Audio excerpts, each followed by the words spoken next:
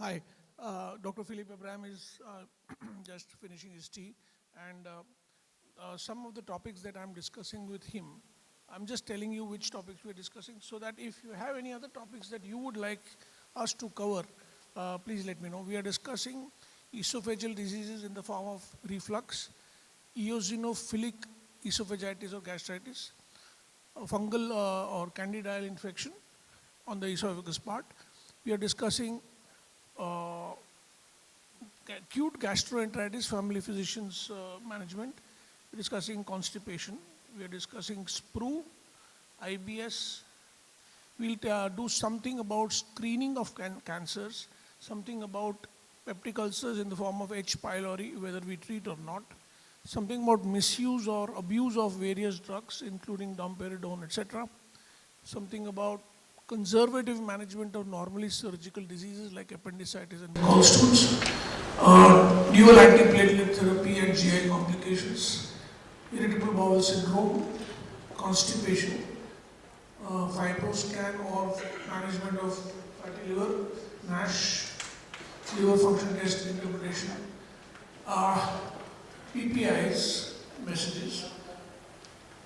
Yeah, these are the things. So after, sir, please welcome Dr. Philippe Abraham.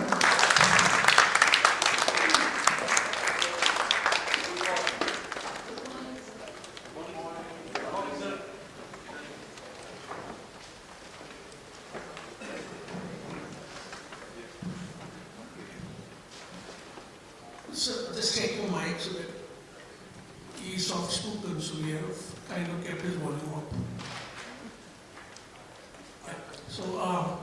So this is the norm that we have first of introducing. The introduction is slightly unusual, and I hope you accept that. First of all, I'll introduce the audience. The audience consists of a lot of family physicians, average age 55, and a lot of students, average age 18. All of them, the family physicians especially, have been learning with us for decades probably, and an excellent group that you will soon be able to measure. Dr. Philippe Abraham, of course, is, as you know, a consulting gastroenterologist at Hinduja Hospital, was head of department of KM Hospital. The biodata is very long, but what we usually do, sir, as a part of introduction is we ask you questions about yourself, sometimes personal, but never embarrassing. So you can take the mic, and first of all, question to you is, if you had not become a gastroenterologist, what would you be? Chest physician. Chest physician, okay. And what are your passions outside of medicine? My wife. Okay. They're clapping because this is an unusual answer.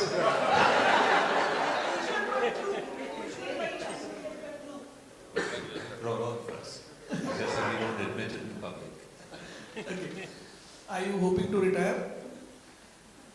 When the time comes, yes. We fortunately have been delaying the retirement by institution rules, by modifying the rules. On paper it was 65 years, so now you know I'm just 65. But now they've delayed it to 70 and 75, so it sounds like eternity now. Okay. And if you do retire, what would you do with your time? That's a good question. I try not to sleep on that, and not to lose sleep on that. But I'm hoping to travel. I'm not sure I'll be able to do that. How were you as a student, medical student? Mediocre. How were you as a resident? I would think a little better than mediocre. What is the future of gastroenterology in the times of artificial intelligence? A lot. Artificial intelligence is coming in a big way in gastroenterology as well, like in all fields. But I'm quite sure, at least in my lifetime, machines will not replace humans. Wow. You said your passion was your wife, but when you were very, very busy, which was probably just a few years back, how would you maintain a work-wife balance? I'm glad she's not here. There was no balance. It was work. Work at home, work from home, workplace, that kind of thing. Because I was a lot interested in academics, I still am. Did a lot of reading also, but very little registered, of course. But I kept doing that. Most of the times I was either reading or editing papers, or now that the computer has come, the best day of my life, of my wife's life, was last night because the computer just died. I didn't know what happened. But otherwise, this is how I used to spend most of my time. Of course, the ears were open to listen to everything she said because I needed my dinner. But that was her main complaint. You never looked at me when you spoke. So his passion was dinner, basically. What do you read outside of medicine? There was a time I had time to read, and my major thing was news journals. I used to carry Time when I used to travel by bus and train to KM Hospital. I always had my Time magazine with me, reading, standing, sitting, sleeping, whatever. But reading all the time. That was my main passion because I loved world news. Everything that I could read about the world in all fields, I would do that. So that was my main concern, passion. Now, of course, that is gone. You can't. When you're driving, if you do that. Okay. You are a brilliant orator. How do you suggest we, all of us, develop that skill? You said that. I'm telling you, I'm not saying that as a question. So I don't know, I would think that some of these things, like I was talking to Moina Bereshi, her admiration for Dr. Shah is immense, and I can understand why, because he is an all-rounder, and you know it all. You've seen most aspects of it that you haven't seen. So many of these are inborn. You don't have to work on it, but yes, to an extent, yes, you must cultivate whatever is strong in you. Like I can't be expected to do boxing. But what you can, you should cultivate it. You should read, you should get the right pronunciations, you should get the right grammar. That comes only from reading. I had 35% pass marks in Marathi in school, but now I can speak colloquial Marathi very conveniently. I had less marks in English than I had in Hindi in school. But I don't think my teachers will recognize that anymore. Yeah. Okay, for the students there, I'll just, they are principally homeopathy students, and because I teach at the homeopathy college, and some message for them as students.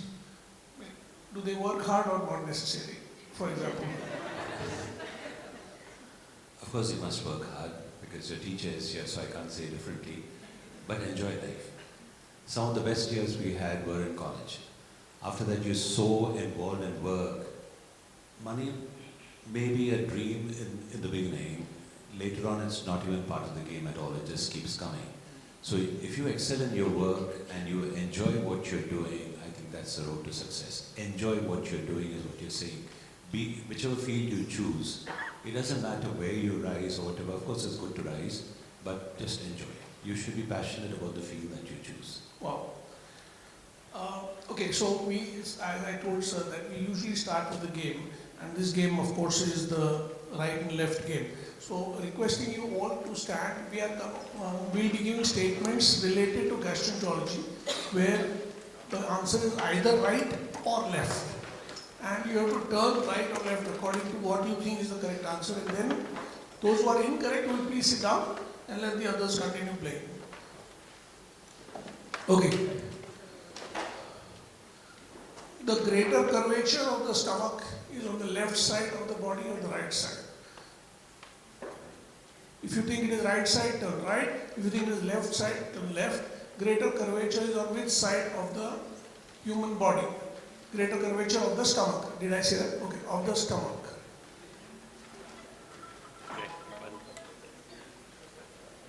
Okay, left is correct and right is incorrect, so the others will sit down.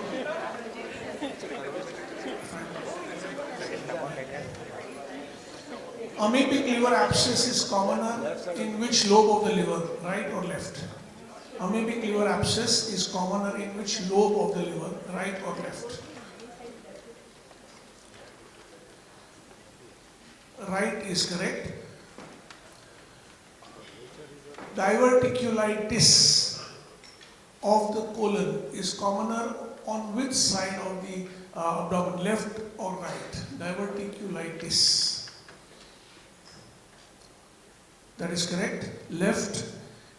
Pleural effusion due to pancreatitis can occur more commonly on the right side or the left side.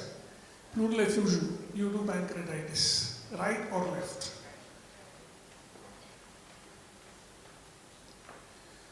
Most of you got that wrong, it is left. Pain of gallstone colic can radiate to which scapular tip, right or left? Pain of gallstone colic can radiate to right is correct. Colon cancer is more common on the left side of the colon or right side of the colon? Right hemicolon or left hemicolon? Left is correct. Which dome of diaphragm is higher, right or left? Which dome of diaphragm is higher, right or left? Right is correct. In perforative peritonitis, which hemidiaphragm has gas under the diaphragm seen earlier, right or left? Gas under the diaphragm in perforative, free gas under the diaphragm is seen more common in below right or left diaphragm, or earlier in which? It is left hemidiaphragm. We have a winner there. Moana, can you please give the gift of the brown cover to the winner? Well done.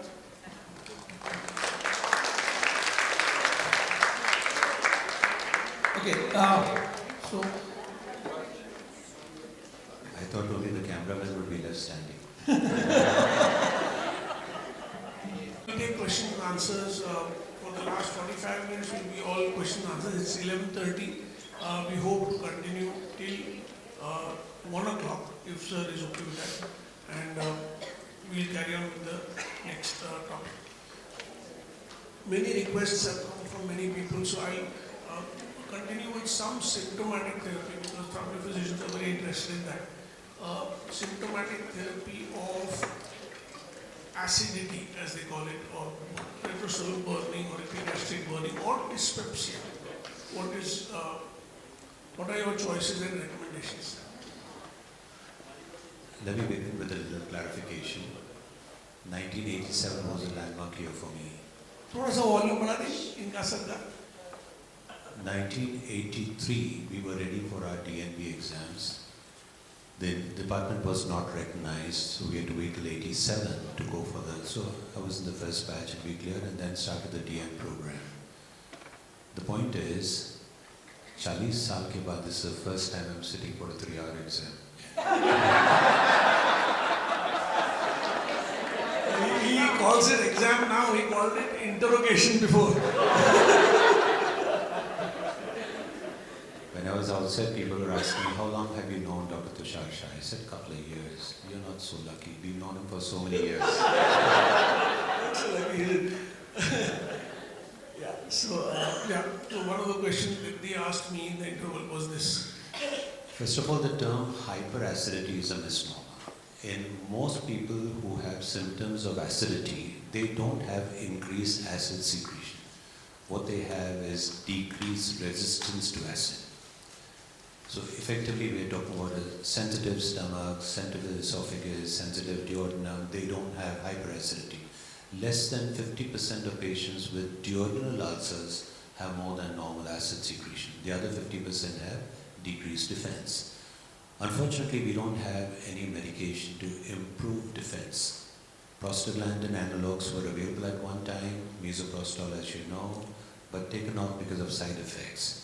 Our complementary and alternative medicine, Ayurveda, homeopathy, they specialize in improving the defense. We don't have that. So what we do is, although there is no increase in offense, we decrease the offense. So when we treat acidity, not hyperacidity, there is no such entity, we only cut down the amount of acid. But remember that not every patient who has symptoms of acidity will respond to acid correction. If they have a sensitive esophagus, irrespective of the acid level, they'll still get heartburn. Okay? So the line of treatment, if it is an SOS treatment, is liquid antacids. which unfortunately have fallen out of fashion because they become OTC, but nothing soothes the system after a heavy meal like 2 tablespoons of a liquid antacid. So that's the one for SOS treatment. When we were students, we had to give antacids 4 times a day to get the benefit for healing ulcers because H2RA had still not come on the scene. Today, we don't use them for treating ulcers, but for an occasional acidity, liquid antacid is still the best. Then we have fast-acting PPI, which, because they come to a specialist, we give sometimes, not because there's logic in it, so the so-called fast molecules, which can be taken before or after food, taken on an SOS basis. You know that you have GERD, but things are under control with diet control. But yesterday I had a biryani and it's still burning. Maybe a fast-acting PPI will help you. That's all. Otherwise, it's always liquid antacid as a first-line treatment for intermittent acidity. Within liquid antacids, alginate is supposed to be Alginate better? is not an antacid. Alginate is a raft. So that's why you see all the brand names have raft included in it, except Gaviscon. So alginate only forms a raft on top of the liquid contents of the stomach. The actual neutralization is done by the antacid. So alginate prevents contents from coming up. There is an entity called an acid pocket. That means you've neutralized everything within the stomach, but there's still a little amount of acid remaining on top, and that's the one that keeps going up and down for reflux. A person who has a hiatus only has a second reservoir in the hiatus. So alginates help particularly those individuals. But we don't recommend alginate for the long term because it's got licorice-like side effects. So it has a sodium retaining function. Very good for SOS treatment for heartburn, but not recommended for long-term treatment. What about sucralfate, another coating agent? Again, sucralfate was at one time taken as an alternative for ulcer healing, and it does heal ulcers, no doubt. But now, because you can't make anything more convenient than once a day. If you make it once in 2 days, the man will forget whether he took it yesterday or not. So once a day is the most convenient form, and unfortunately, sucralfate has to be given at least twice a day. And it's a syrup. Earlier when it was introduced as 5 ml 4 times a day. Then it became 10 ml twice a day. People use it 10 ml 3 times a day. But the efficacy is not the same as PPI. The convenience is certainly not that of PPI. So we use sucralfate. It is a mucoprotective and a cytoprotective agent. So it coats as well as protects. We use it only for post-esophageal intervention chest pain. Sucralfate with oxymethazine, which is a local anesthetic. We use that combination when we do an esophageal varicose banding or sclerotherapy, or somebody's got pill esophagitis, painful chest. Then to soothe that, we use sucralfate for the short term, but not as therapy for the long term, not as healing therapy. Coming back to PPIs a bit, as someone said, people get addicted sort of to PPIs. How do you de-addict them? So there's something called deprescription, where if a person is on a long term, and remember this is not an Indian phenomenon, worldwide 60% of PPI use is abuse. It's used for unindicated purposes. I've still to find prescriptions except from good physicians, which doesn't include a PPI. So PPI at the time of discharge, invariably, in fact we talk about our admission counter prescribing PPI and then sending the intro paper out. That's how rampant it is. At the time of discharge, make sure that this person really needs PPI and always give it at the lowest effective dose. Now pantoprazole worked all the time at 40 milligrams. Now they've come for 80 milligrams, so 40 milligram doesn't work. So remember that even 20 milligram works. The initial induction dosage is where you want to bring down the acid level. Then you only want to maintain a low dose antacid. So half the induction dose is all you need for the long term. Only rarely where a patient gets an ulcer, irrespective of the small dose of PPI, then you give the full dose for the long term. Otherwise, deprescribing, another point you should remember, which is probably what Tushar is trying to bring up, is don't stop PPI suddenly, always taper it down. Because you're keeping the acid under control and you're suddenly taking off that control, the acid will rebound. So if a patient is on the full dose and you stop the PPI overnight, he'll come back saying, oh yes, really pehle se kharab hua. So always reduce it. So I do, if there is an RD, I do an RD 40, then an RD 20, then take off the RD, continue on 20 and then stop it. So always taper the drug down like we do for steroids. Can you use famotidine in this tapering process? Unfortunately, famotidine is a good drug. It was always a good drug, but it doesn't work for GERD. So H2RA do not work for GERD. So there we don't have an option. If it is for standard acidity or ulcers, yes, we can use it as a lower equivalent to a PPI. Since you were talking about admission therapy and on-discharge PPI, one more thing on discharge that often happens is antibiotic therapy for, say, post-op patients. Just a little bit about that so that these people, we as journalists can rectify discharge cards.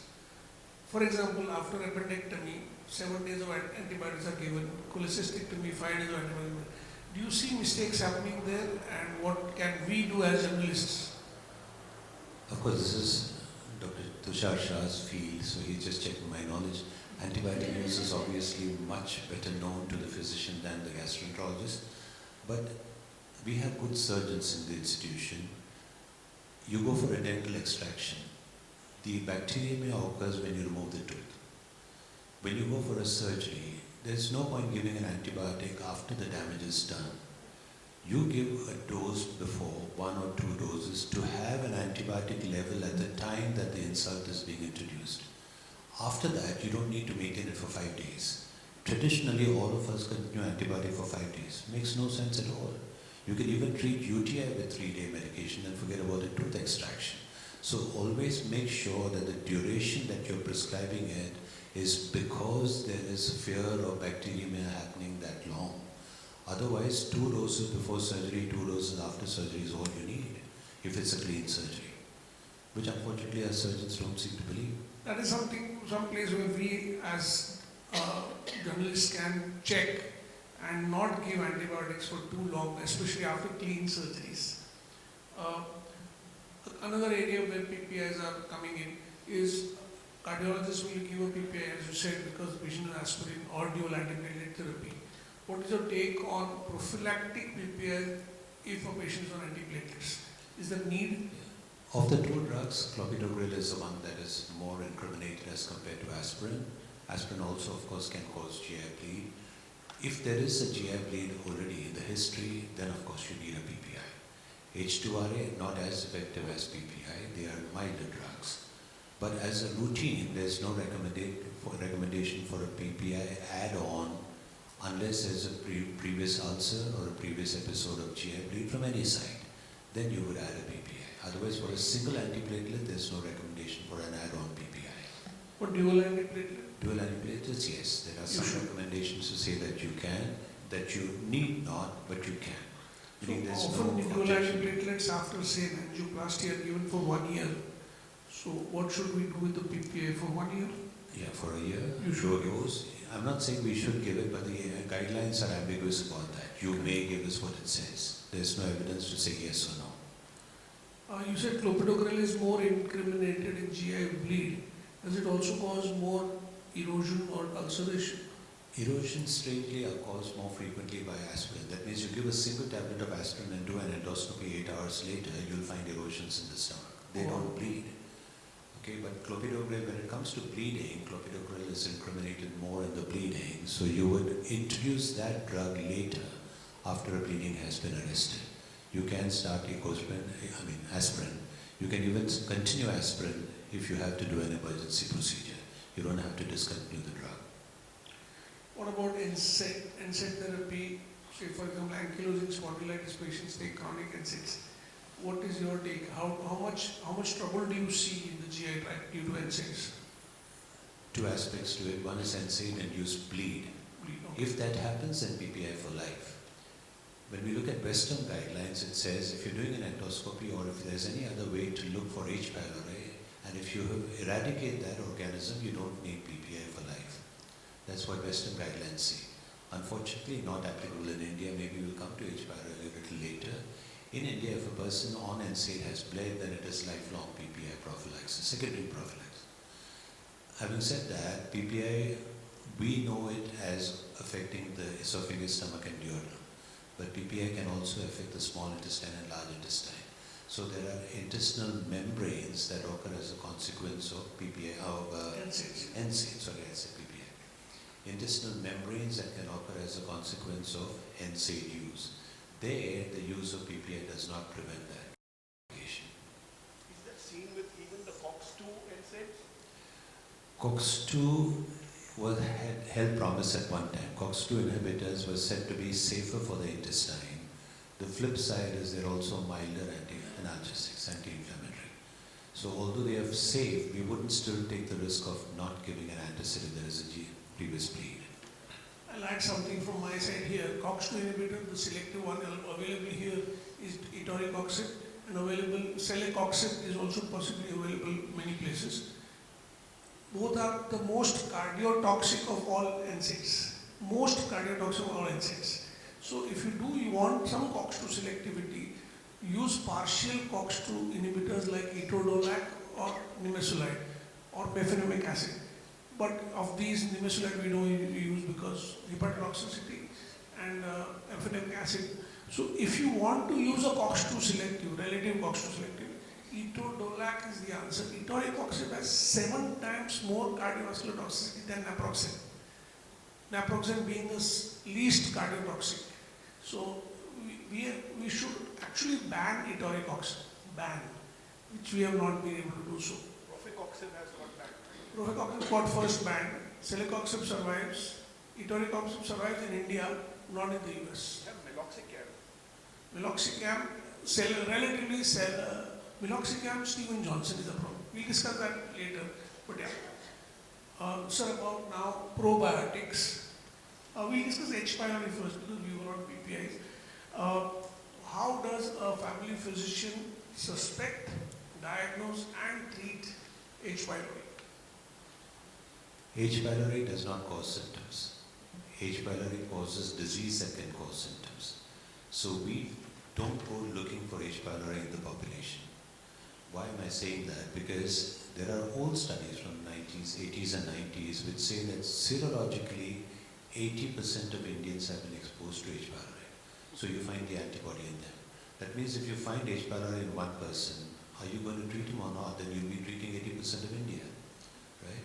So we look for it only in a patient who has a disease that is attributed to H. pylori, which means duodenal ulcer, less so gastric ulcer, gastric cancer, especially in the family or early gastric cancer in that individual, and Malt lymphoma. These are the only indications for H. pylori which have been accepted around Malt lymphoma.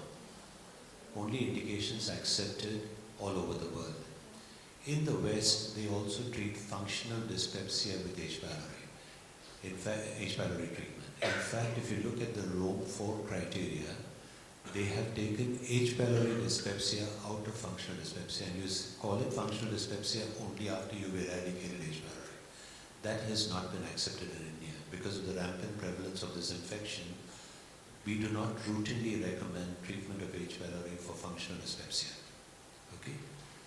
Now the second part is, how do you diagnose that? In general practice, stool antigen is good. In institutions, rapid urea breath test. For institutions that have the machine, urea breath test. It's a C13 non-isotopic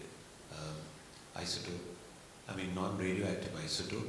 So in institutions that have the UBT, urea breath test, we use that. In general practice, stool antigen is good enough. If you are doing an endoscopy, you can do a rapid urease test. That means you do a biopsy. So you don't combine you don't do 2 separate tests. You do a rapid urease test during the endoscopy. Okay? A lot of doctors do that. They do a biopsy, they find H. pylori positive, and they treat it because it is there. Not the right indication. You don't treat it because you found it there. You'll find a lot of organisms in all our bodies. You don't treat them because they're there. So these specific indications, yes. Outside them, it's fluid. People use it. One place where you should not be eradicating H. pylori as a routine is GERD. There's some evidence to show that GERD can actually worsen because when you eradicate H. pylori, the atrophic gastritis that occurred because of H. pylori is gone, acid secretion increases and GERD can actually worsen. So you don't treat it for GERD at all. All the other indications, the firm indications, are the ones that I mentioned. A question to all of you, how many of you have given an H. pylori course to a patient, say, in the last 1 year? How many of you have given? And may I ask you, sir, what was the reason you gave H. pylori? Now, this is a revelation to me because this is hypothetically we were told when a patient presents with reflux, GORD or GERD as Korean, that we check for H. pylori first, and if it's H. pylori positive, treat the H. pylori, and then give a 4-week Nexium with esomeprazole or whatever just to suppress the acid, and then after 8 weeks repeat to see if it's negative. So he's from Australia, so there might be recommendations there which are... Yeah, so that is what, and now, like sir just said, that in fact you worsen, makes sense what you just said, that you can actually worsen the GORD symptom, the heartburn, because you are actually taking away the atrophic gastritis. So that's Why did you use it, sir? Somebody did. Actually, the patient was getting this chronic This website. and he felt relief with that. Of course, the symptoms came back after 6 months or so, but he was fine for maybe for 5-6 months. Maybe the PPI part might have... May I ask one more question? What did you use to treat the H. pylori?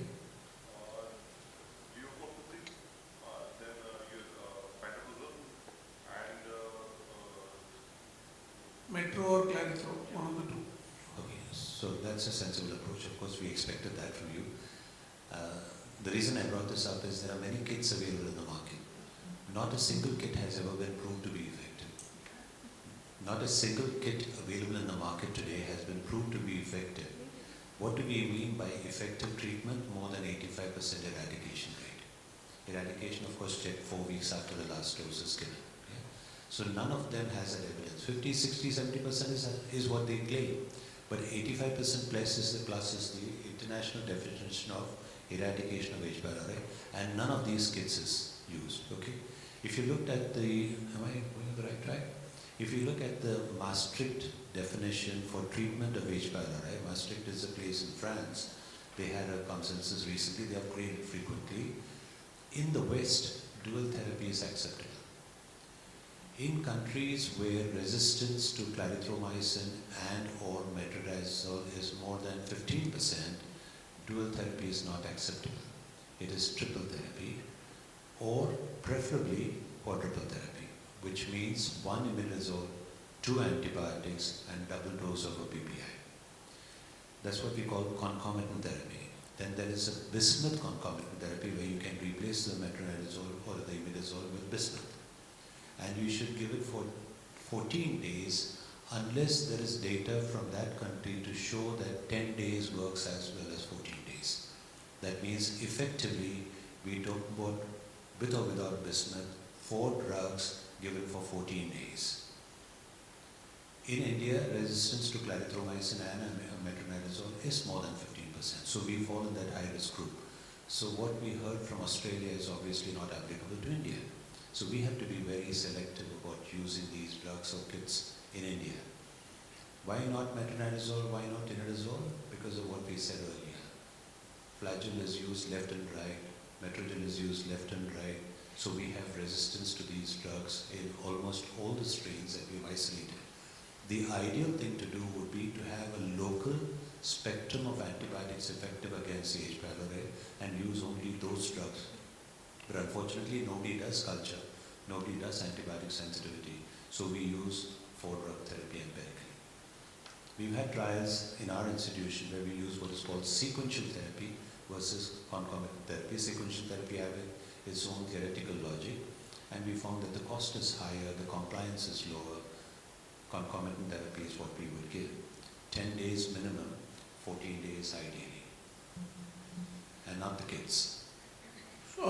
Another thing about kids, of course, is that amoxicillin dose is 750 milligram twice in the kids, and the recommended dose is 1000 milligram twice a week. So that might be a problem also with the kids. We'll go to the next area, sir, of probiotics. Wide open, huge market. We think of the US as a very scientific country, but their usage of probiotics is $30 billion a year. 30? $30 billion a year. And it goes up. If you go to any pharmacy in the US, any of the stores in the US, you find a shelf of probiotics. None of them has science to it. But because it's come from America, our children have sent it to us, we will use it in India. Because American products are better than Indian. All in quotation marks. Having said that, there are certain probiotics that have scientific evidence. So if you are treating a condition with a probiotic, know the condition, know the probiotic, and know that this probiotic will work in this condition. It's like saying antibiotics work in enteric fever. But can I give just any antibiotic? Can I give doxycycline? No. Then why are we being so liberal with probiotics? Remember that antibiotics were made targeting an infection. Probiotics is the other way around. We're looking for an infection where probiotic will work. So we're going backward. So unless we know that this probiotic will work in this indication, don't bother. We have hundreds of trillions of bacteria in our intestine. The highest that you have in a capsule of a probiotic is 5 billion. And we talk about trillion. It's just that's not another name, although the politicians have made that word famous. 5 trillion anyway. So we are not going to make a dent at all by giving a probiotic once in a while. आज मेरे पास ये brand था, कल वो brand नहीं मिला तो ये brand ले लिया. We're losing the purpose. You can't change antibiotics midstream. Why do we change probiotics midstream? If you're looking at it as a health statement, be prepared to take it for life, which nobody is willing to. Always make sure that you use the same strain right through the treatment period in adequate quantities, using a strain that has proved benefit for that indication, which is a tall order. So effectively, we should not be using probiotic. Although there is science to show that it does work, like necrotizing enterocolitis. In Japan, it is routine to give Yakult to all newborns, and they've actually brought down the incidence of NEC in their population. So there are strong indications where it works. In H. pylori treatment, the addition of a lactobacillus reduces the side effects of the antibiotics, gives better symptom relief, although not better eradication rates. So there are indications. Post-infective diarrhea, yes. Antibiotic-use diarrhea, yes. You can use it for short term. But long term, it's only a style statement. You'll find it in all the fashion magazines. You won't find it in scientific literature. So always look for the science behind that strain when you prescribe that, and look to see whether that strain works in this indication. Only then use it. Which one do you use? Saccharomyces boulardii or lactobacillus? What do you use? What we have in our institution is Saccharomyces boulardii. So our surgeons use it as an anti-diarrhea. I'll use the trade name, Econom is the trade name. So they write Econom SOS. Okay. They use it as an anti-diarrhea.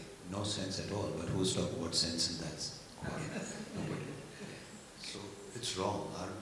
Our JMS, our resident doctors, also trained to write Econom SOS, which is nonsense, but it works. It sells. Something about the gut microbiome, which is becoming an important issue, important area of discussion. Do you think gut microbiome is the next big thing in health and medicine? Many big things coming up, like artificial intelligence, machine learning, like you said, in the future of gastroenterology. The gut microbiome, as of today, is a dark continent, which is very good for basic scientists.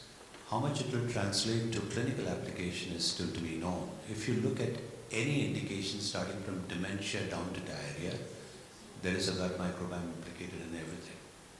We don't know the whole truth about the whole thing, but there's a lot to explore in that. I'll give you a simple example. One of my PhD students, we talked about H. pylori. If it's there in 80%, that means 80% of our people should be having acidity. They don't. So why do some people with the infection get symptoms and some do not get infections? Then we look at all the virulence strains of the H. pylori, we look at the pathogenicity islands, we look at the interleukin responses. But remember that no organism is living in isolation. When we give an antibiotic to an H. pylori positive person, how do you know that that antibiotic worked on that organism and not on the community within which it lives?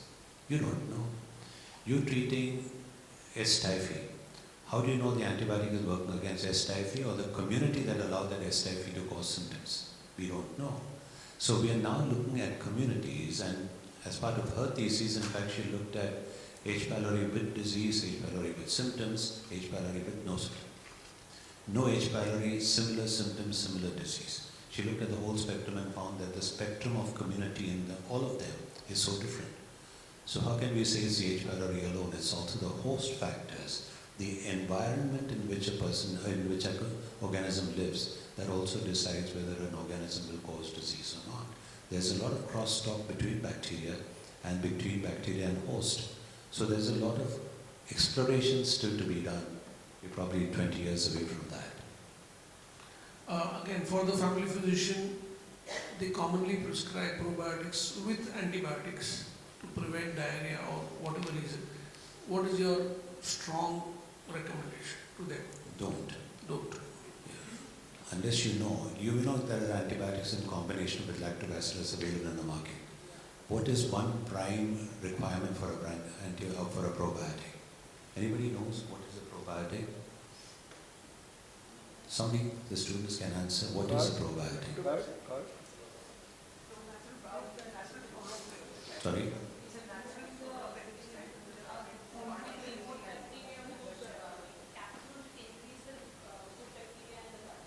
Yeah, so we talk about a probiotic being an organism that, if given to an individual, will promote the health of that individual. Simple WHO definition.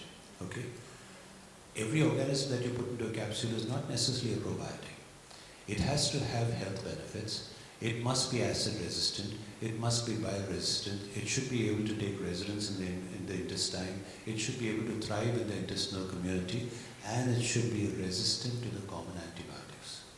Only then will it work.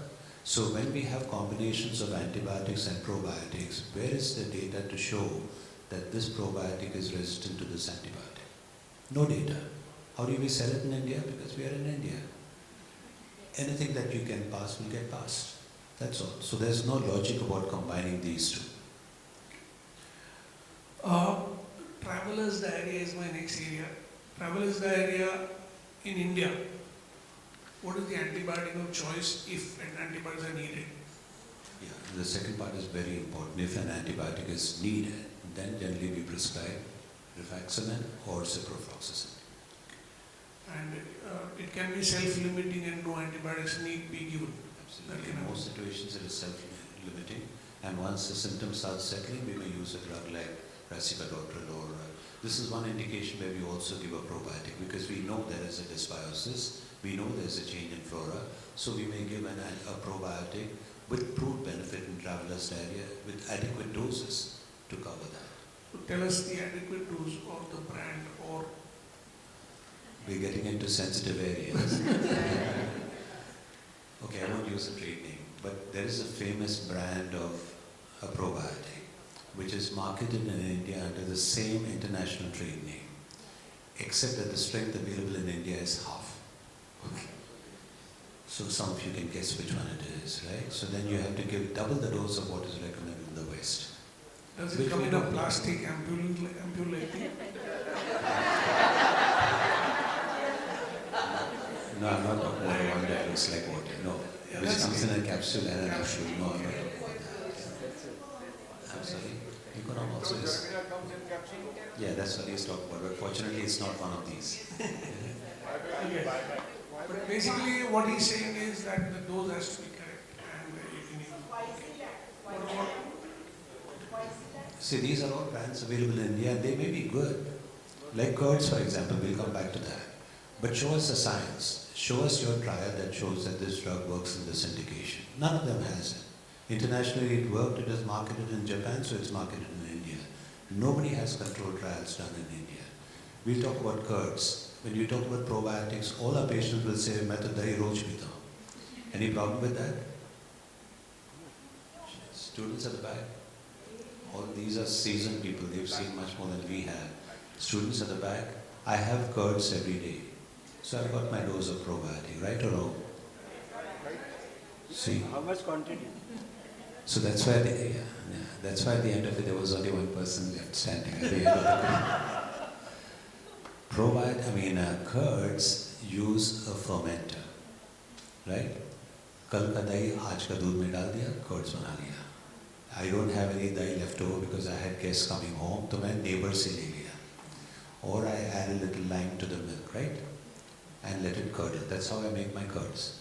Who said that the neighbor's curds has probiotic, that the lime has probiotic? No. If that were the case, why would companies make probiotic curds? If all curds were probiotic. Mother Dairy, Nestle, Amul, all of them have probiotic curds. So curds have fermenters. If those fermenters have probiotic function also, we're lucky, but not guaranteed. So if you want probiotic effect guaranteed, you must go for probiotic curds. But all the other principles that we talk about probiotics apply here as well. Not necessarily the lactobacillus that has probiotic effect, like Lactobacillus reuteri, for example, has. Lactobacillus rhamnosus has. Then Shikata. So those are strains in Lactobacillus which have proved benefit. Acidophilus is a benign organism. Whether all the strains have probiotic effect, we don't know. Yakult is proved. Yakult has science to it. So if some patient says, I want to take Yakult every day, you don't mind that? I don't mind it. I don't have a share in the company. I don't mind it. The only problem with Yakult is, yes, the only problem with Yakult is it is very sweet. So we don't give it to diabetics. So now they come with the Yakult with less sugar. No sugar, Yakult is available. No sugar is not available. Yeah, no sugar is available. What?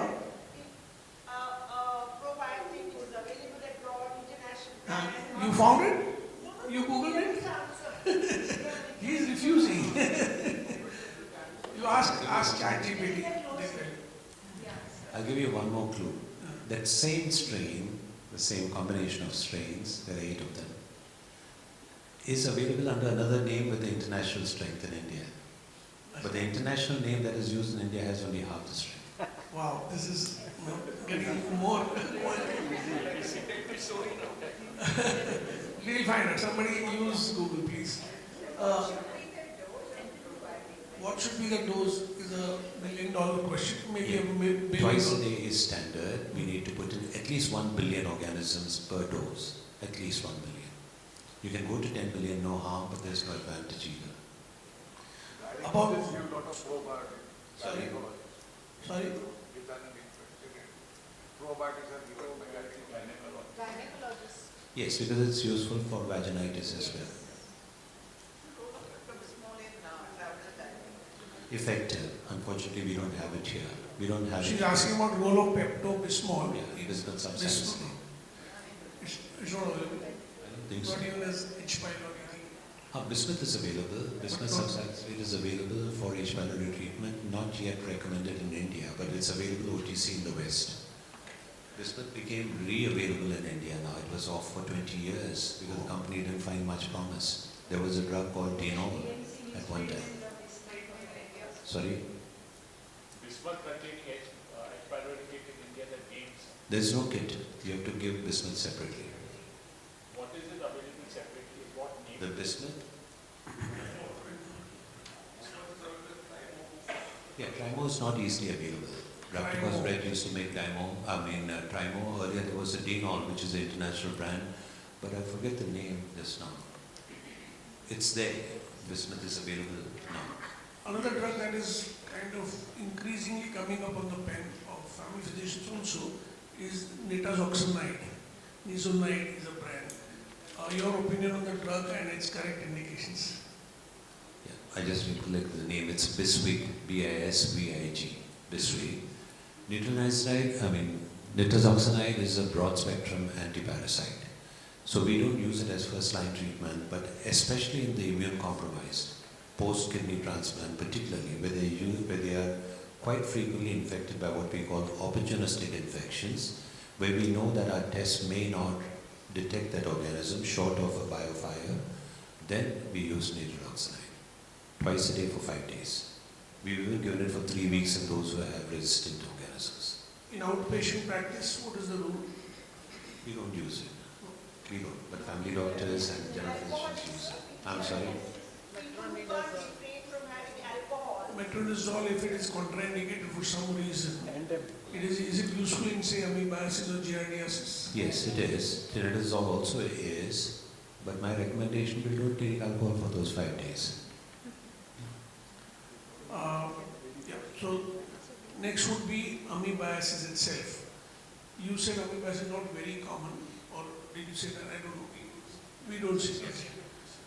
But if they do suspect amebiasis in a patient based on symptoms, what is the drug of choice in your books? Before I answer that question, there is a concept in our mind of a condition called chronic amebiasis. Have you heard of it? Yes. Chronic amebiasis? You know what chronic amebiasis is? IBS. IBS. Okay. There is no entity of chronic amebiasis. In fact, we published articles in Lancet in those days, 90s, where we talked about this entity of chronic amebiasis. But patients will come back saying, every time I take flagyl, I feel better. Right? So we call it chronic amebiasis. Now, in retrospect, because this entity of SIBO, small intestinal bacterial overgrowth, was recognized only about 10 years ago. So when we look back, everything that we treated as chronic amebiasis was probably treating SIBO for that time. Because we all learned in our parasitology classes that bacteria, parasites don't remain in the same host. It's not good for their future to continue the same host. They have to leave that host and go to another to maintain their cycle. Then why do we talk about chronic amebiasis? Because amoeba cannot live. Amoeba comes in as a cyst, it excists, then encysts and leaves. So in that phase in between, it may cause dysentery or it may get translocated to the liver, lung, wherever else. Okay? So that's only available for pathogenic entamoeba to cause disease. Otherwise, these are asymptomatic cyst passers. You treat them only if they are food handlers. Not for their benefit, but for the benefit of the people who eat out of their hands. The drug of choice for all these is metronidazole. 400 milligrams, 2 tablets 3 times a day is a recommended dose. We give only 400 milligrams 3 times a day and it works. In the liver, amoebic liver abscess, 5 days. In the intestine, how many days? 7 days. 7 days for the intestine, 5 days for the liver, because it concentrates better in the liver. No. Chloroquine we continue for 21 days, not metronidazole. And so far, fortunately, we've not found resistance to metronidazole. Is chloroquine used in amoebic liver abscess? We should be using it to get rid of the trophocytes as well, of the intestinal cysts. We have a drug called Nitazoxanide, which is available in the market, which is good for cyst passers. We don't routinely use that because metronidazole also takes care of cysts. So we do use chloroquine for liver abscesses, the dose being 150 milligram twice a day of the salt for 21 days. The next area is sprue, celiac sprue. Is celiac sprue a common thing in India, one? And how does the generalist suspect it? Somebody here wanted to raise a question on gluten. I forget who it was. So celiac sprue, as we all know, is an autoimmune condition due to sensitivity to the gliadin fraction of gluten fraction of wheat and related products. Okay. Is celiac sprue common in India? Yes. In the north, where wheat products were standard staple diet, it's as frequent as in the west. When you go to places like Canada, which is now ruled by Punjab, it is very common among the Punjabis also. So it is common in the north, it is becoming common in the south, because now, after 70 years of independence, we are becoming one country. You have South Indians eating wheat products, we have North Indians who say I can survive only on South Indian products. I've had Gujarati patients, Punjabi patients saying that if I eat idli dosa, nothing happens. The moment I touch roti, I have a problem. Okay? So we talk about celiac disease. Is it common in India? Yes, in the north. It will become common in the south. Among all patients with chronic diarrhea, if you do celiac serology, in the north they say 1% will have celiac disease. In the south they say 0.1%. That means 1/10 of what's reported in the north. So do we routinely do celiac serology? No, not unless we suspect that there is. When we talk about celiac, there is the childhood celiac, which happens in the first or second year of life, where the child presents with diarrhea and malabsorption. We have adult celiac, not because the onset was in adulthood, but because it was detected in adulthood. There, typically, the patient does not have diarrhea. the patient has nutritional deficiency which cannot otherwise be explained, like chronic anemia. You give IV iron, the hemoglobin is corrected, no polymenorrhea, no menorrhagia, no blood loss anywhere, but 6 months, 1 year later, the hemoglobin again drops. So there we suspect celiac. Somebody who is low on iron particularly, we always look for celiac serology. We don't find it very frequently, but yes, the figures are 1% in the north in children and 0.1% in the south. 1% corresponds to what is reported from the west as well. Now that is celiac disease, where the doctor says no touching wheat whatsoever. Even minuscule amounts in milligrams can start the situation all over again. And if we don't treat it, the person can develop lymphoma of the small intestine as a consequence over years. So in celiac disease, the doctor says no wheat, barley, rye, all those things, and the dietitian will strictly take that off. There is a related condition called gluten intolerance, which is not the same as celiac disease. And that is what we find in fashion magazines.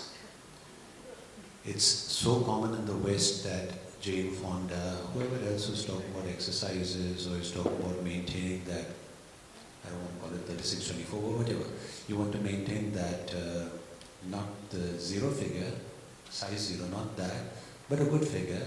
They talk about stay off gluten. Most of the people who go off gluten is because they heard someone else saying that when I stopped wheat, I felt better.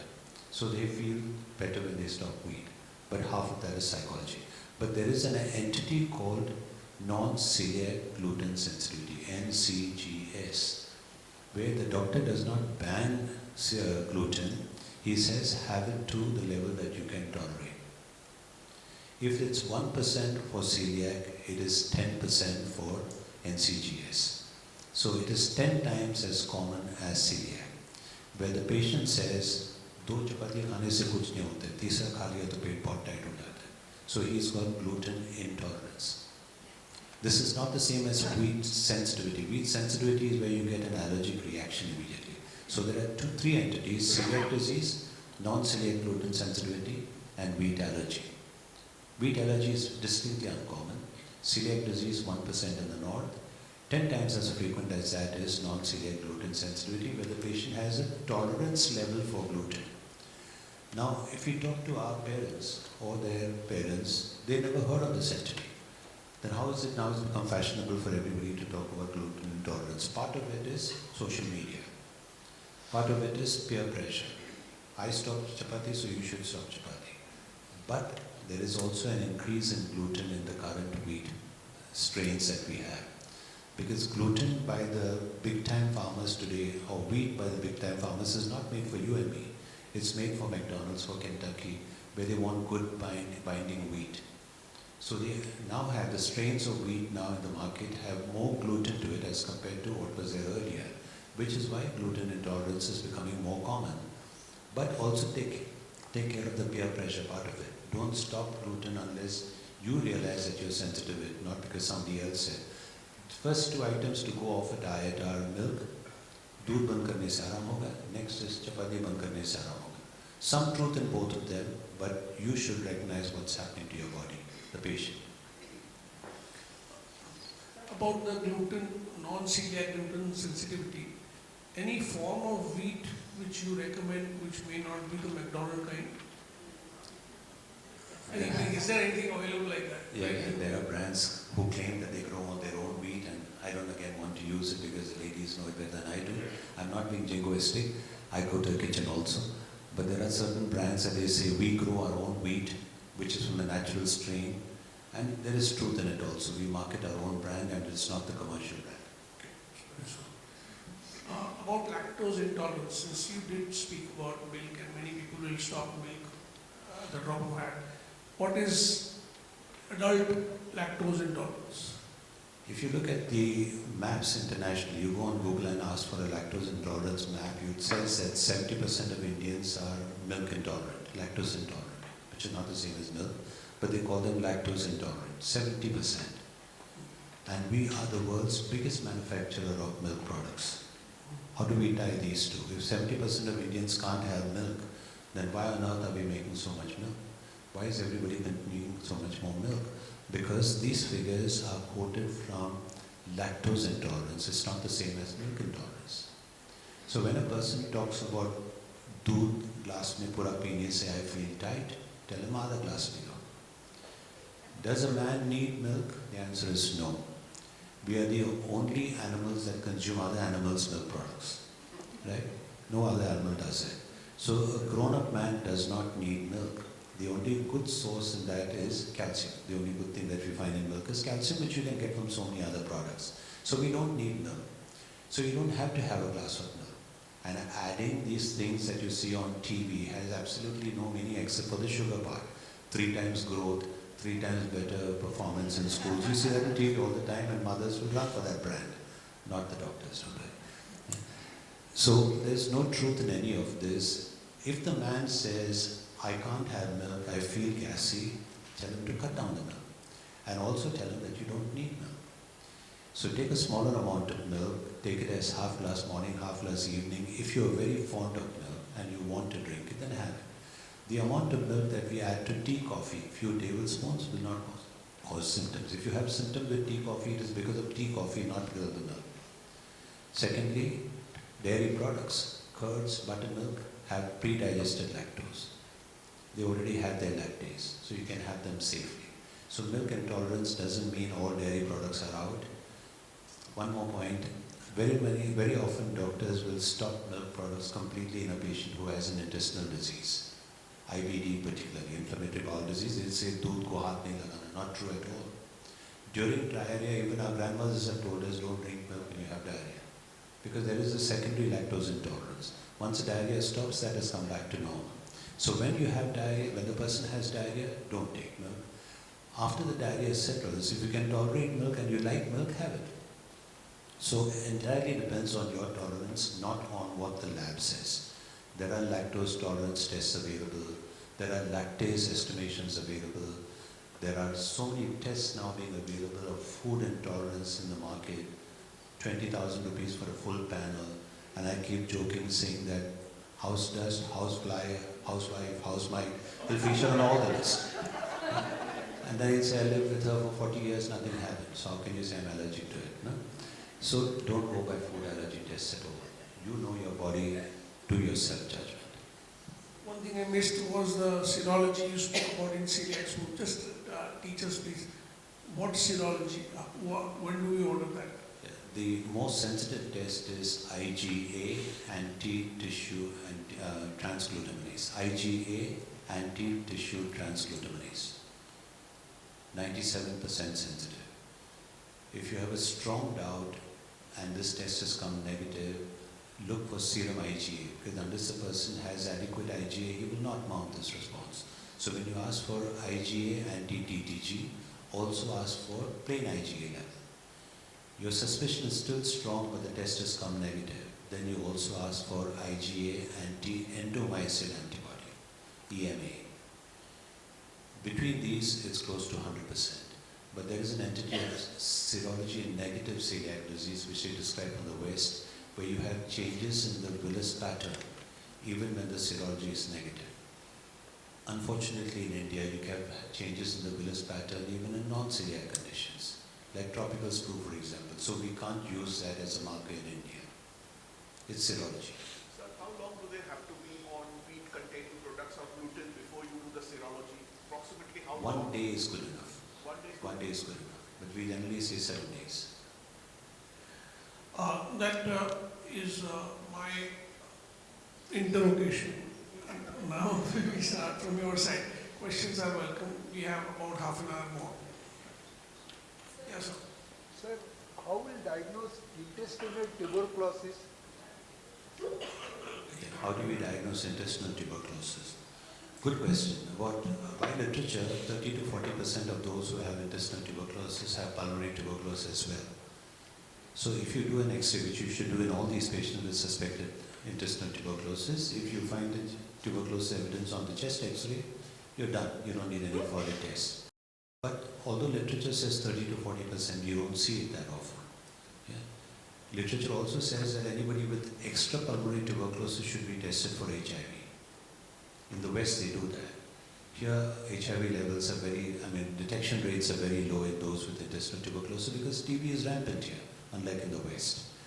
How do you do it? It all depends on which part of the intestine is involved. So abdominal tuberculosis includes intestinal tuberculosis, peritoneal tuberculosis, and lymph node tuberculosis, or combinations. So if it is lymph node tuberculosis, you do a biopsy. If it's peritoneal tuberculosis, you get the ascitic fluid out and test it for ADA and protein levels and cell levels, or you do an omental biopsy. If it is intestinal tuberculosis, if it is within the reach of the colonoscope, fortunately most intestinal tuberculosis in India is in the IC region, ileocecal region. So there a colonoscopy will be able to pick it up. Sounds very good, but in India now, Crohn's disease is becoming much more common than it was 20 years ago. Dr. Antia, the pioneer of gastroenterology in India, father of gastroenterology in fact, he made a statement in 1985 in the journal saying that there is evidence that Dr. Crohn's came to India, but there is no evidence that he brought the disease to India. This was a published statement by him, but the truth has changed. In Hinduja, for example, we see more Crohn's than we see TB. 5 kilometers away in KM, they see more TB than they see Crohn's. Okay? We see as many Crohn's disease in 1 month as they see in a year. So there is a socio-economic standard there. And my hunch, which is never scientific, is that as our immunity improves, we are getting less of infection and more of autoimmune conditions. So we are fighting the tuberculous bacteria by mounting an immune response and landing up with Crohn's. This is a very simplistic explanation. You cannot differentiate Crohn's from TB by any method except by isolating the tuberculous bacillus. And the best of labs can give us only a 40% positive test. So when you're not sure this is TB or Crohn's, it's much safer to give TB treatment. Patients of Crohn's disease will temporarily improve and then have a relapse. You should not start empiric anti-Crohn's treatment because patients with TB will flare, because here it is steroid. So when in doubt, start TB treatment. Always look for tissue evidence of tuberculosis, which means microbiology. If you have to guess, it's safer to give TB treatment first. International guidelines and Indian guidelines say that 60% of patients with Crohn's in India have received anti-tuberculous treatment before. So it's not a crime. When in doubt, start anti-TB treatment, keep the patient on follow-up. 2 months after you've made the diagnosis and on adequate anti-TB treatment, you repeat a colonoscopy. And if you find the lesions are still the same, then you know it's not TB. So it's a little dicey. It sounds good, but today when we have an overlap with Crohn's, we have to be a little more careful about the diagnosis. What's the role of Calprotectin in this one? Calprotectin is a neutrophil product. Unfortunately, a lot of people use it to differentiate an infective diarrhea from TB or an infective diarrhea from IBD. No. If there is a single neutrophil in the intestine, it only means there is inflammation in the intestine, because you don't generally find neutrophils in the colon. So for the pathologist, the presence of neutrophil means there's active inflammation.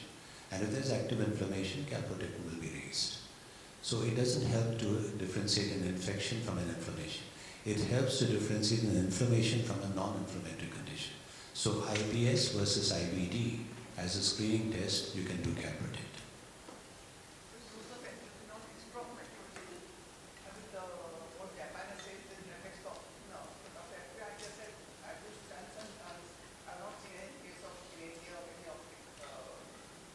She's again talking about enteroquinone, EQ, and the ophthalmic side effect.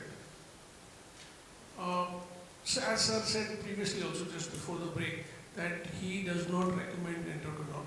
So that is a kind of policy statement by him. For a short course, yes, no problem. And we know of individuals who take it for the long term and nothing happens. Yeah, 10 days should be okay. And we've given it safely in our graduate days, nothing happened, but not for the long term. You know, the typical example we give people.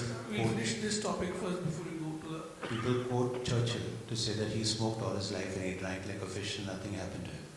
But everybody is not Churchill. So when something happens, you can't say that, oh, well, the other person didn't have a problem. So generally we prefer not to use the drug. Short courses, it is effective. Okay. Uh,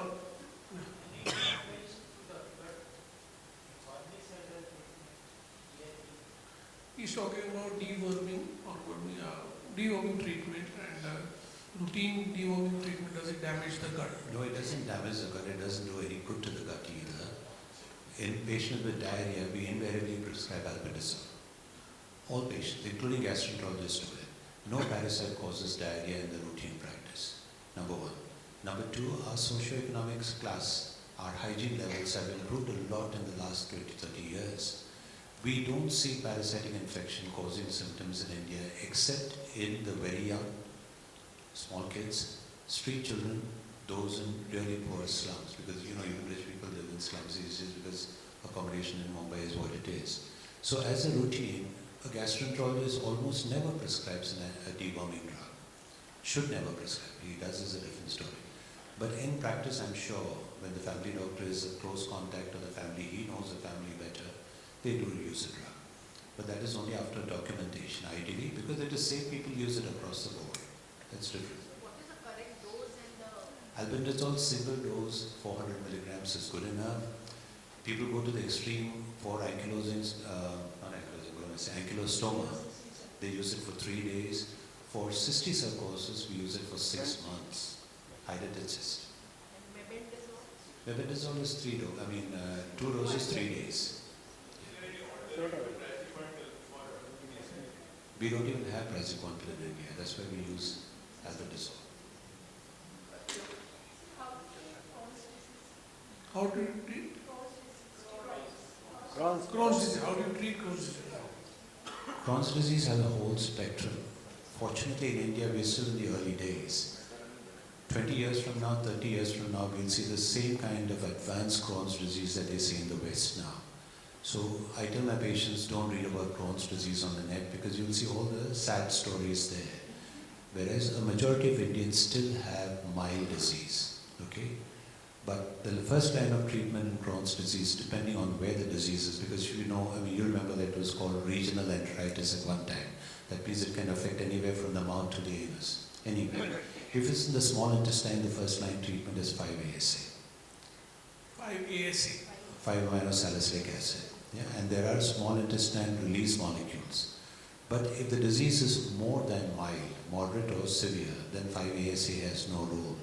Then the initial treatment is a steroid, but the choice is between budesonide and prednisolone.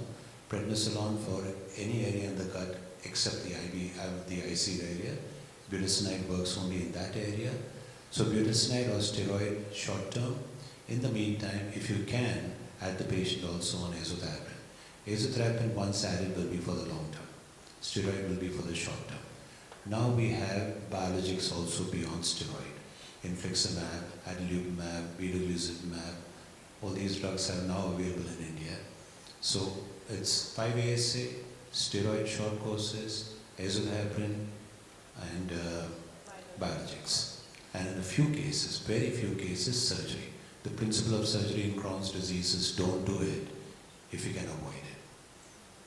Because it's resectional surgery and the new thing will come somewhere else. So in ulcerative colitis, can we stop Mezecol completely if there is no symptom? Can we withdraw drugs? Yeah, in ulcerative colitis, can we stop 5-ASA? That's the question. Yeah? Ulcerative colitis also, it is a colitis. So if you remove the colon, the disease is gone. But there's a caveat to that also, I'll come back to that. It depends on where the colitis is. You have proctitis, proctosigmoiditis, left-sided colitis, and pancolitis. In the last three, you cannot stop 5-ASA. In proctitis, people have tried stopping it because it's a localized disease and keep them on a suppository as and when required because proctitis never progresses to severe disease. So that is probably the only situation in which you may be able to stop the 5-ASA. For a long time, the West did not believe in it. But in the last 2 years, they have also accepted the fact that in proctitis, you probably can discontinue. And you can always monitor because it's within the reach of a proctoscope. And it never leads to colon cancer like the other IBD and like the other ulcerative colitis can. Now, while I said that ulcerative colitis is a colitis and if you remove the colon, the disease is gone, there are obviously other shortcomings also of the surgery where you remove the colon. Plus, in all these years, we have a database of about 1,700 patients with IBD between Dr. Desai and me. We've had 7 cases, now 8 cases, where the phenotype changed from ulcerative colitis to Crohn's disease after we took off the colon.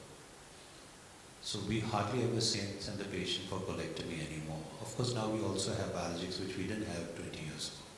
So, but if there is no colectomy done and the patient is symptomatically better, there is no blood in stool, that calprotectin is normal, then can we stop? No, it's still a maintenance drug. Unlike in Crohn's disease, where you can stop the drug, in ulcerative colitis, you need to have maintenance because relapse is 80%. So you don't discontinue the drug when he's, even if the calprotectin is normal, because microscopically you'll still find changes of ulcerative colitis. So should a person with history of ulcerative colitis go for routine Surveillance? Yeah. Surveillance. Yeah, the question was, should a patient with ulcerative colitis go for surveillance colonoscopy? That's what you mean. So there are only 3 indications really. The number 1 indication is where the doctor wants to make money. Number 2 indication is where there's a situation where the patient is not responding to your medication. Then you're looking at opportunistic infections like CMV, which is quite common in ulcerative colitis. So before you put the patient on a higher dose, before you put him on a biologic, you want to make sure that there's no infection, so you take biopsies, or CMV particularly. So that's the second indication. The third indication is surveillance. If everything is going well, you must do surveillance colonoscopy at least at the 7th year. We've had patients with CA colon even in 6 years, so we do it at 6 years. Western recommendations are 7 or 8 years. After that, if you find a polyp, and if it shows high-grade dysplasia, next year again, if you remove the polyp. If you don't find a polyp, 3 years later. But it is lifelong surveillance. The risk of colon cancer and ulcerative colitis is 2% in a lifetime. and if a person not the ulcerative colitis person, but someone who has done say polyp surgery, not polyp, piles surgery, and which comes with a report of specimen showing dysplasia and gibbous morphology or something like that. What does that mean? So obviously nothing to do with the hemorrhoids, because hemorrhoids is anorectal and anal verge, so that's an external thing. When we talk about villus adenomas or tubular villus adenomas and dysplasia, we talk about polyps inside the colon. So if there is an adenoma, you must keep them on a surveillance. If you've excised the adenoma and there is no other adenoma, no other polyp in the intestine, you can do it after 5 years, because that's a growth period. If there is low-grade dysplasia in adenoma, meaning within that adenoma, then you should do it at 1 year. Yeah, I mean you should do it at 3 years. If there is high-grade dysplasia and you've removed the adenoma, you must repeat it in 1 year. High-grade dysplasia is just one step short of cancer in situ. I will not make it very specific because you can ask a very personal problem can be asked later. We'll take a break here before we'll do a game with the students. Only the students will stand up. The college students will stand up. I'll take a short game with them because I have some prizes to give away. And we just want to be sure that you are attentive and kind of. So these are questions which we have already discussed. If what the statement that I make is true, you turn right, and you turn left.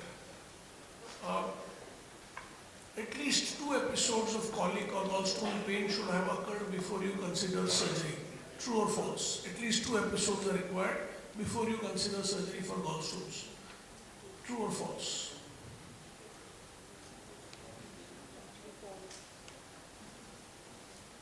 It is false, so most of you are right. The other person can sit down. In selected patients, appendicitis can be treated without surgery. True or false?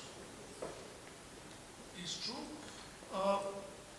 NAFLD, non-alcoholic fatty liver disease, and NASH, NASH, non-alcoholic steatohepatitis, mean the same thing. They are synonymous. True or false? Is correct. Antibiotic therapy is useful in irritable bowel syndrome. True or false? In some cases. True or false?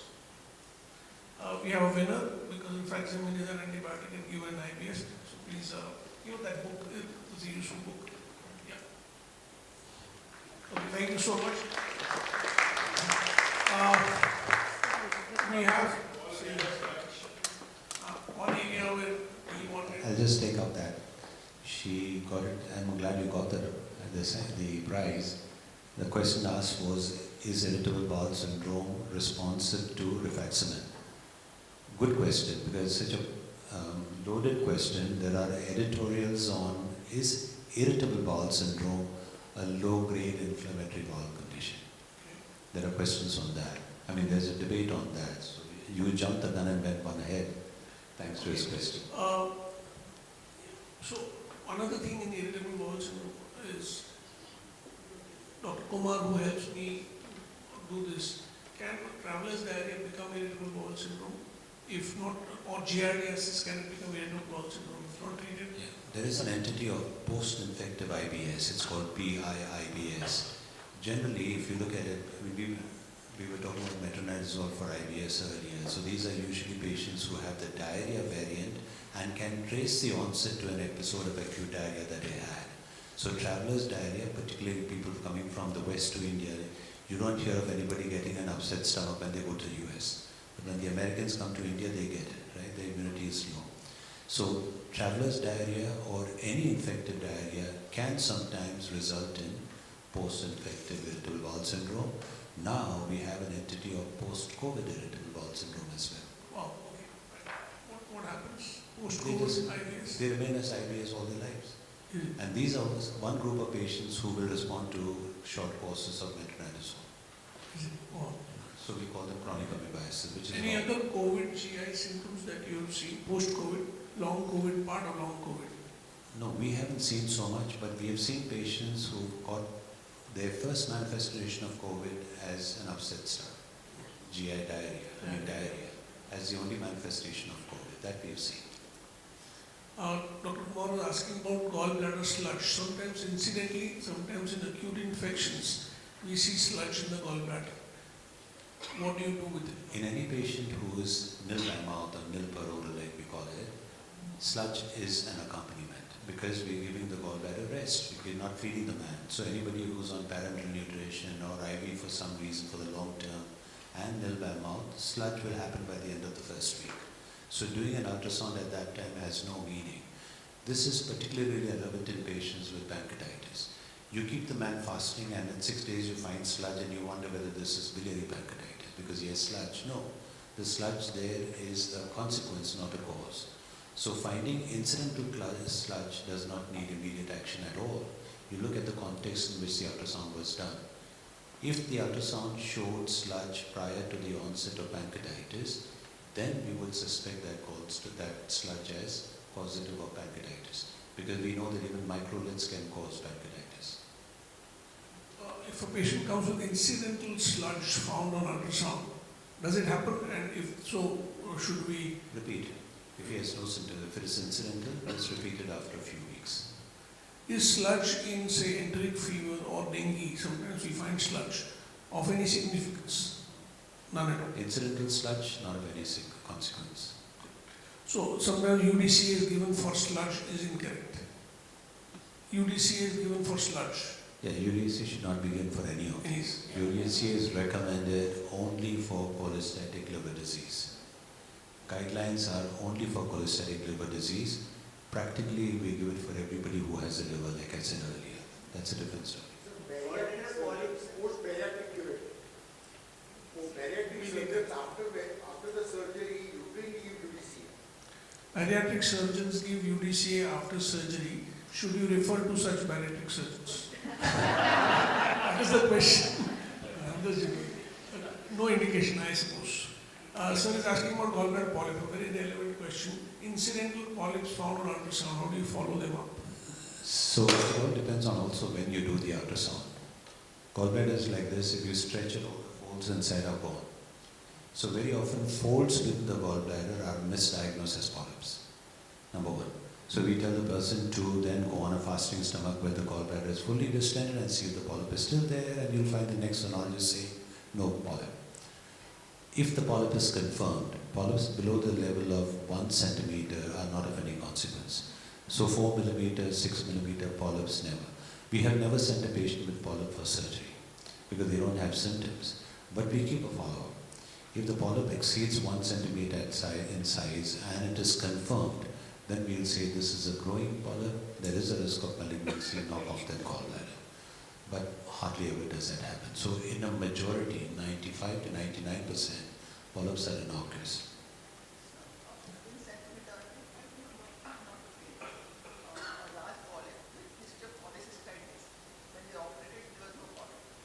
That means you do a wrong diagnosis on ultrasound. Ultrasound reported. Must be a friend of the surgeon.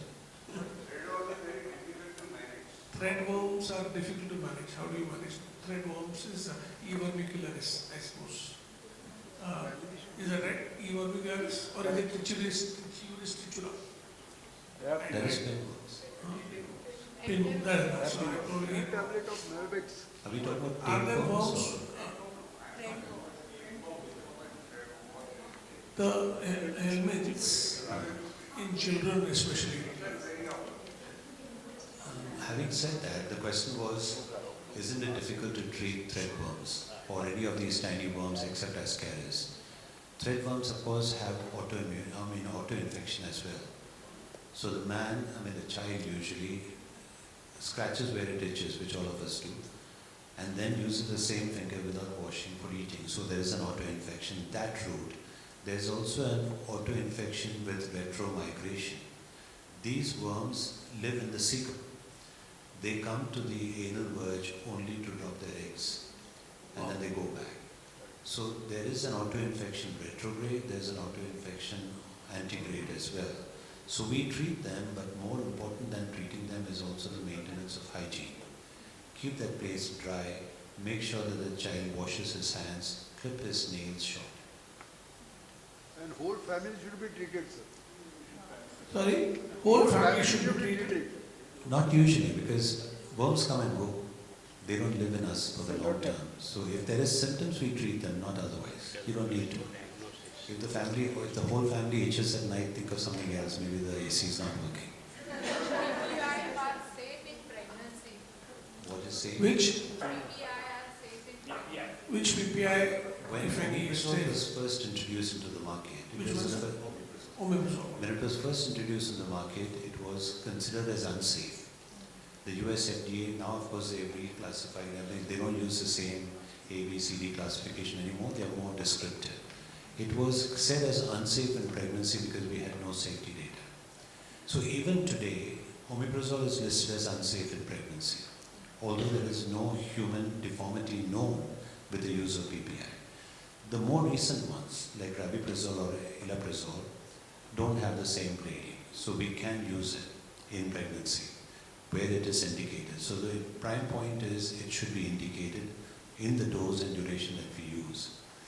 But except for GERD, which is common in pregnancy, all other indications, our preference should be for the H2RA, or if it is SOS treatment, for antacids. Use PPI to the minimum because we don't know 20 years from now.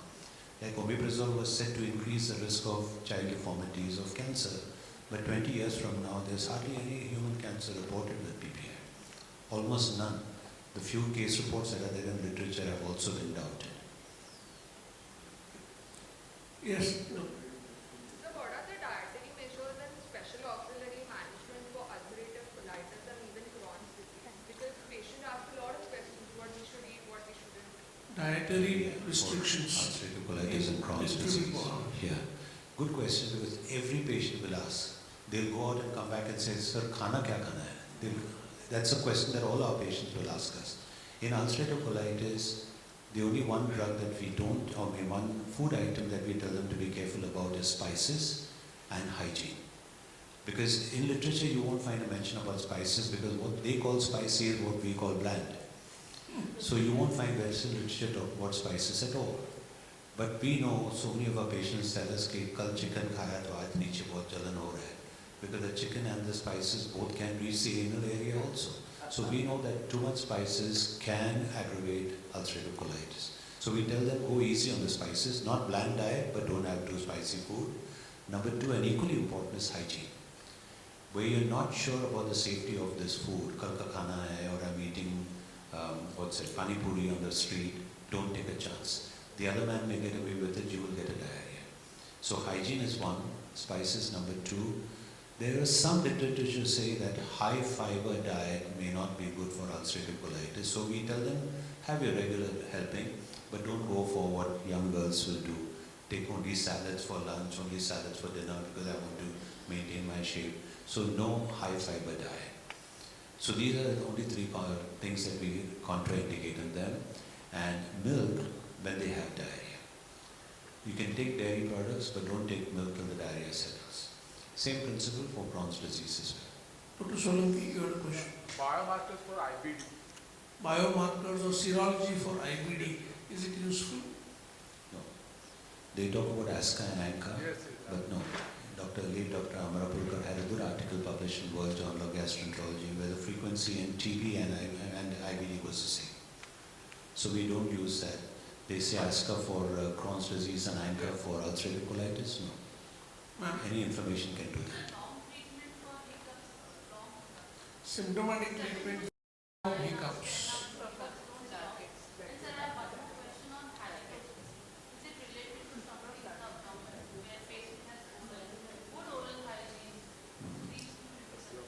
I had told Dr. Tushar to make sure that the questions are not difficult to answer.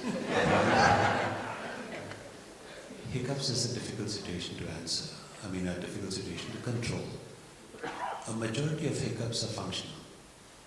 But there are genuine hiccups that are troubling the patient, last for hours. In fact, there are famous cases in world literature where the hiccups have gone on for years. Very difficult living. Okay? But the one drug that we use, we first of course try antacid, that is PPI, acid suppressant, we try prokinetics. And the one drug that we use, two drugs really, one is baclofen, the other is chlorpromazine, These are the two drugs that we've used. And most of them, fortunately, those world literature cases are not with us. So we don't have to worry, but yes, it can be. Phrenic nerve avulsion also has been tried in them. Because ultimately diaphragmatic contraction is stimulated by the phrenic nerve. But those are extreme situations. We don't see them in practice. Halitosis, first thing of course look for oral hygiene. There's some implication of Helicobacter in everything, including in halitosis. So a course of antibiotic may help the person, but this may be one situation where probiotics will help. But most important is dental hygiene. Yeah, I know, it's a difficult situation.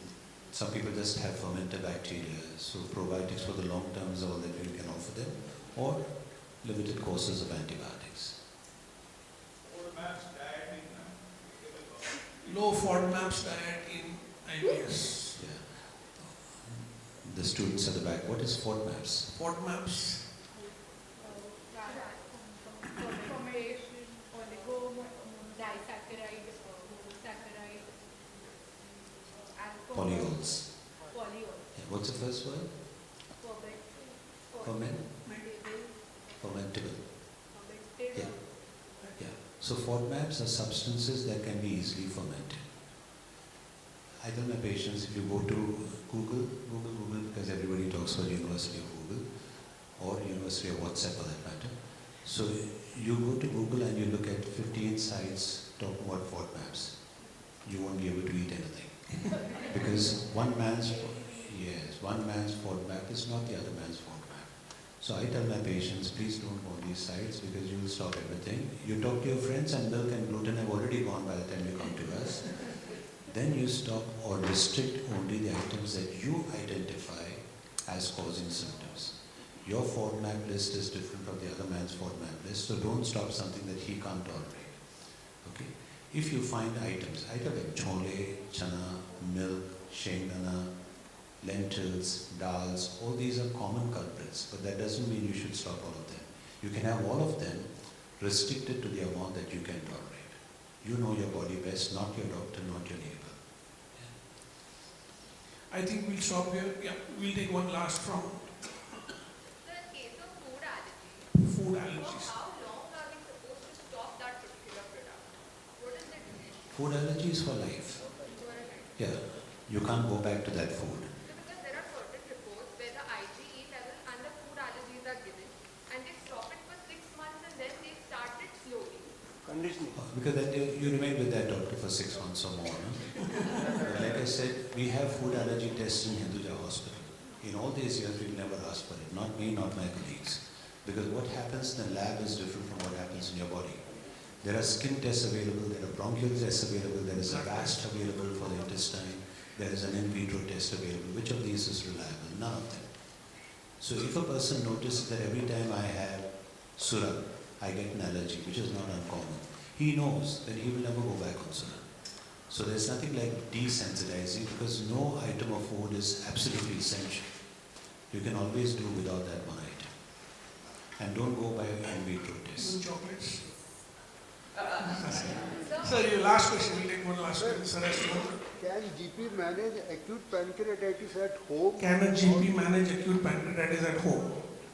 Mild pancreatitis, yes. 80% of pancreatitis attacks are mild. 20% are moderate or severe. Moderate and severe should be in the hospitals. These patients may be only managed with IV fluids, nothing more than that. But they should be in hospital for moderate and severe, for which we have the Apache classification, we have what's called the BISAP classification. You have the Atlanta classification, quite a few classifications to say mild, moderate, severe. Mild can be managed at home, not necessarily with the family doctor, very often by the patient himself. He knows that after the third admission, all you're doing is giving him IV fluids for 2 days, keeping him NBM, and then he's back home. So he said, ठीक है, 2 दिन के लिए मैं कुछ खाते पीते नहीं है, maybe I'll just keep drinking as much water as I can, तीसरे दिन में settle हो जाता है. So mild can be managed by the family doctor or by the patient under supervision of the family doctor. Moderate and severe must be seen in an institution. Regarding the food allergy thing, I have heard in US there are children who are having those allergies, and there is some treatment where they go, it's a long-term treatment, they are exposed to certain whatever the allergy to, and slowly they are relieved. So can you Yes, you can, that's desensitization. So if a food item that the patient is allergic to, you can start with, what do you call it? We call it homeopathic doses, but small amounts can be started under supervision, and you can desensitize. Yeah, last, absolutely last. On the gut-brain axis and the GI causes for psychiatric illnesses like anxiety. We used to call it at one time the brain-gut axis. Now we call it the gut-brain axis. Now we call it the disorders of gut-brain-gut axis. It's a two-way traffic. So anxiety, as we all know, when I came here, for example, I may have to go to, because Tushar is a friend, I do it. But otherwise I'd have to go to the washroom once before coming to a tense situation like this. So we know that the mind can affect the gut. We also know that the gut can affect the brain, and we know that this is a two-way traffic. It doesn't stop at one part of the cycle. So yes, irritable bowel syndrome, H. pylori infection, gut microbiome in general have been implicated in many conditions. In fact, almost every condition that you talk about, there's some link to show that the gut microbiome, which is why it's called the dark continent, because we don't know the answer. There are journals only on the gut microbiome dealing with various postulates, nothing proved as yet.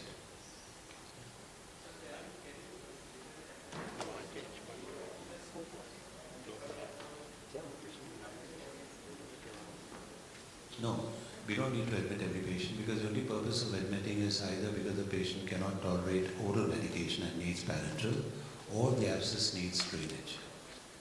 So abscess needs drainage are the ones that are more than 10 centimeters in size, not responding to oral medication, or with a pointing sign. That means the liver substance between the abscess and the surface is less than 1 centimeter, or it's a left lobe abscess. Left lobe abscesses and superficial abscesses, that means less than 1 centimeter, are the ones that are likely to leak outside.